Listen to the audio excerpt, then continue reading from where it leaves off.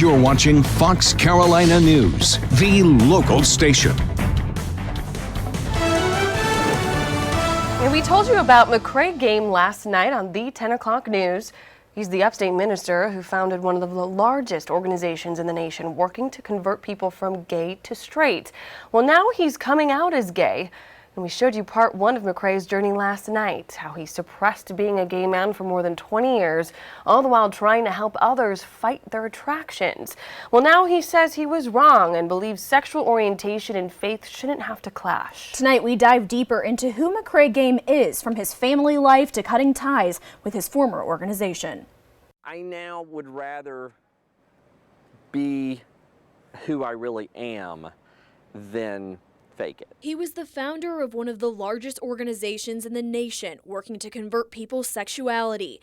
But McKrae Game says he knew from a young age he was gay. I mean, I didn't even realize I was gay until I was 19 and lived as gay from 19 to 22 and then got caught up in the church world again. McKrae says his attraction to the church, but also to men, directly defied one another. He would go on to create Hope-for-Wholeness, an organization that's policy statement says it helps people seek, quote, freedom from homosexuality. We never tried to change anyone's orientation.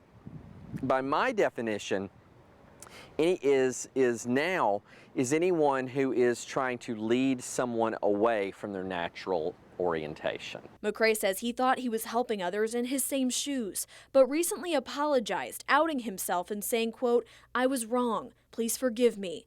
McKrae cut ties with Hope-for-Wholeness back in 2017. While the board says they asked for his resignation, McKrae says he was fired. And it was like I was killed that day. It took me months to process the pain, and so I don't relate to that person anymore.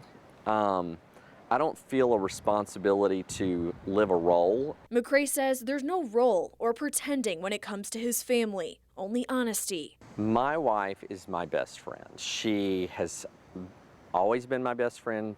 I hope she will always be my best friend. He says this new life chapter has been hard on his wife and kids. They're not focused on decisions, but each other. Before I asked her to marry me, I told her that I used to be gay. That was the language that I used at the time. As I was starting to struggle, and I would tell her, or she'd catch me looking at a magazine. You know, that's back when they had magazines.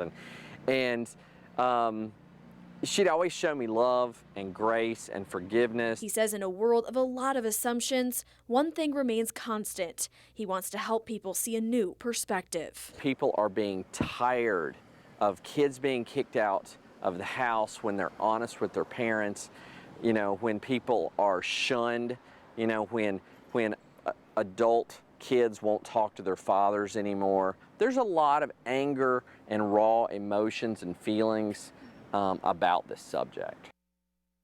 Now, as far as what's next, McKrae says that chapter is still being written, but he's doing it with a more free spirit.